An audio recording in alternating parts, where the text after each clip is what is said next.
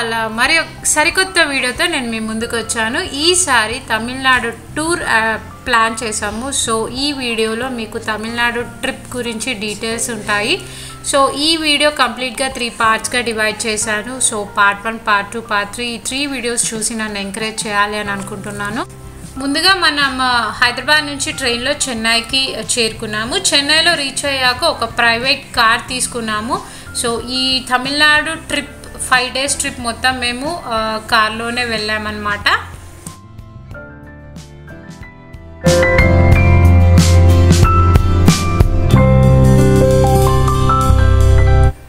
మేము ప్లాన్ చేసుకున్న places Srirangam, Thanjavur, Jambukeshwar, Kanchi, Pondicherry and Chidambaram. So మేము అనుకున్న విధంగానే ప్లాన్ సక్సెస్ఫుల్ చేయాలి అని చెప్పేసి చెన్నై నుంచి చాలా హ్యాపీగా స్టార్ట్ అయ్యాము. సో ఫస్ట్ చెన్నై నుంచి శ్రీరంగం వెళ్తున్నాము.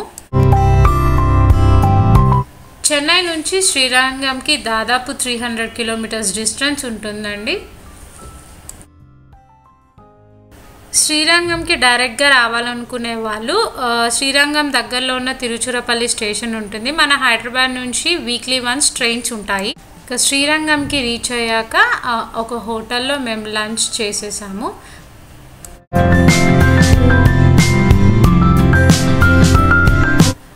టెంపుల్కి 2 kilometers డిస్టెన్స్లో మేము ముందుగానే ఒక రెసిడెన్సీలో రూమ్ బుక్ చేసుకున్నాము.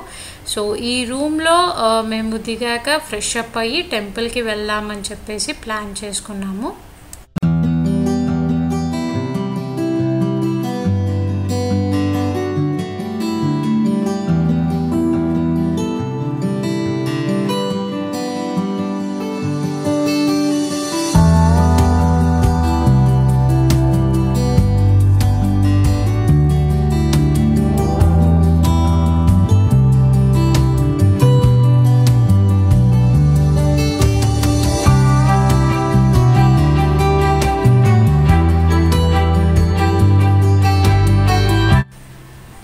శ్రీ రంగనాథ స్వామి ఆలయం తమిళనాడు రాష్ట్రంలోని తిరుచిరపల్లిలో శ్రీరంగంలో ఉంది.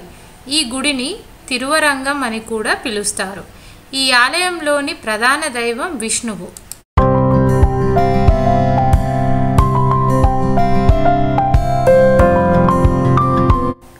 దక్షిణ భారతదేశంలో పురాతనమైన ప్రాముఖ్యమైన వైష్ణవ ఆలయంలో ఇది ఒకటి. ఈ ఆలయ చరిత్ర చాలా సుప్రసిద్ధమైనది. ఈ గోపురానికి 11 అంతస్తులు ఉన్నాయి. ఈ గోపురం 237 అడుగుల ఎత్తు ఉండడం మరొక విశేషం.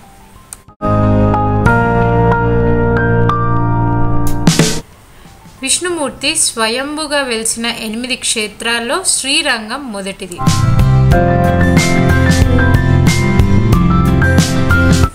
ఈ దేవాలయం 156 ఎకరాల్లో 4116 మీటర్ల చుట్టు కొలతలతో భారతదేశంలోనే అతి పెద్ద ఆలయంగా నిలిచింది.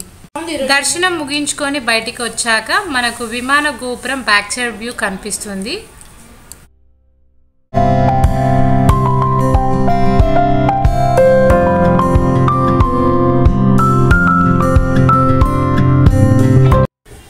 ఇక్కడ మరొక ఇంట్రెస్టింగ్ విషయం నేను తెలుసుకున్నాను. చనిపోయాక వైకుంఠం వెళ్తే శ్రీరంగం టెంపుల్ చూసారా అని అడుగుతారంట. చూసామన్న దానికి సాక్ష్యంగా ఏమి చూసారని వాళ్ళు అడిగినప్పుడు రంగనాథ స్వామిని, శ్రీకృష్ణుని, హనుమంతుని, అలాగే కుంటి గుర్రం, గుడ్డి చేపను చూసామని చెప్పాలన్నమాట. అలా చెప్పినప్పుడే వైకుంఠంలోకి మనకు ప్రవేశం ఉంటుంది అని చెప్పేసి చెప్తారు.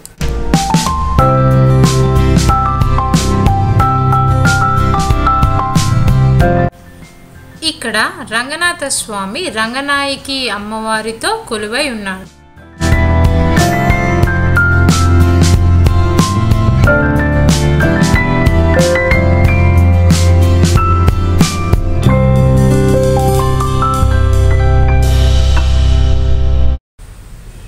ఈ ఆలయం ప్రాంగణంలోనే రామానుజవారి ఆలయం కూడా ఉంది. 850 ఏళ్ళు పైబడిన రామానుజుల వారి శరీరం చెక్కు చెదరకుండా ఇప్పటికీ అలాగే ఉంది. ఒక ప్రత్యేకమైన లేపనంతో దీనిని భద్రపరుస్తారు. ఇది నాకు చాలా ఆశ్చర్యం కలిగించిన విషయం.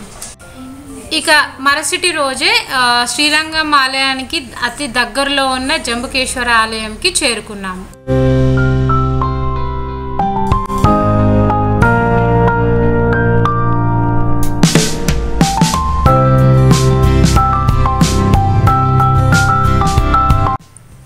పంచభూత క్షేత్రాల్లో రెండవది జంబుకేశ్వర క్షేత్రం. తమిళనాడు రాష్ట్రంలోని తిరుచి పట్టణానికి 11 కిలోమీటర్ల దూరంలో ఉంది జంబుకేశ్వర ఆలయం.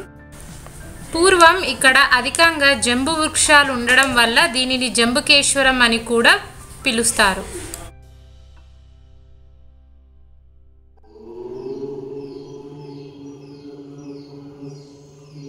ముందుగా ఎడమవైపున మనకు వినాయకుడు దర్శనమిస్తాడు, అలాగే కుడివైపున సుబ్రహ్మణ్య స్వామి వారు దర్శనమిస్తారు.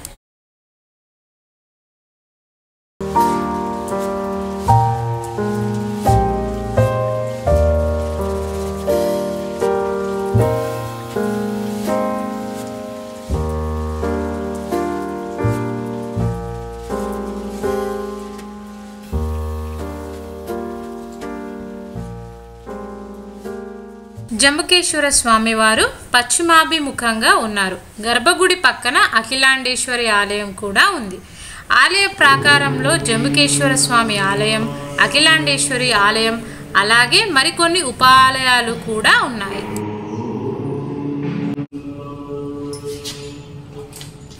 ఓం నమః శివాయ. ఇదే జంబుకేశ్వర స్వామివారు.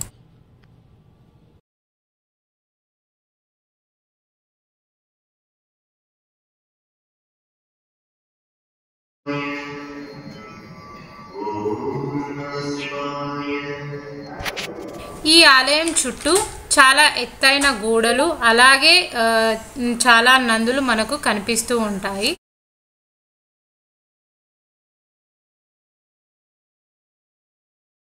ఇదే అఖిలాండేశ్వరి అమ్మవారి ఆలయము. ఇక్కడ కెమెరాలు ఎలో చేయలేదు.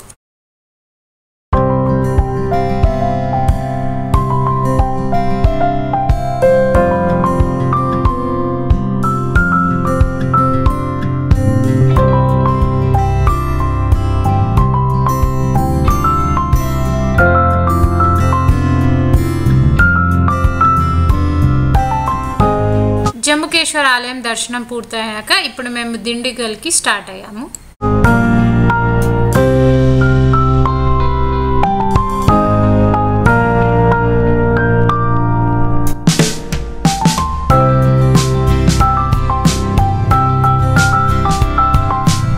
సో అలా మధ్యాహ్నం కల్లా వెళ్ళే దారిలో ఒక మంచి రెస్టారెంట్ కనిపించింది. సో ఇక్కడ ఆగి మేము లంచ్ చేసాం కాసేపు.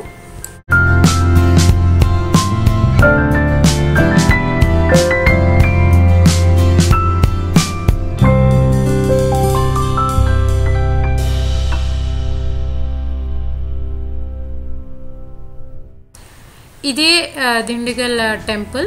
ఇప్పుడు మనం లోపలికి వెళ్దాము. తమిళనాడులోని శక్తివంతమైన కుమారస్వామి గుడి ఈ పాతాల శంభు మురుగన్ ఆలయము. ఈ ఆలయం అత్యంత పవిత్రమైనదిగా పరిగణించబడుతుంది మరియు మురుగన్ ఆశీర్వాదం కోసం చాలామంది భక్తులు దీనిని సందర్శిస్తారు. ఈ ఆలయంలో పూజలు చేయడం వల్ల భక్తుల కోరికలు నెరవేరుతాయని నమ్మకం. ఇక్కడ స్వామివారు భూగర్భంలో ఉంటారన్నమాట.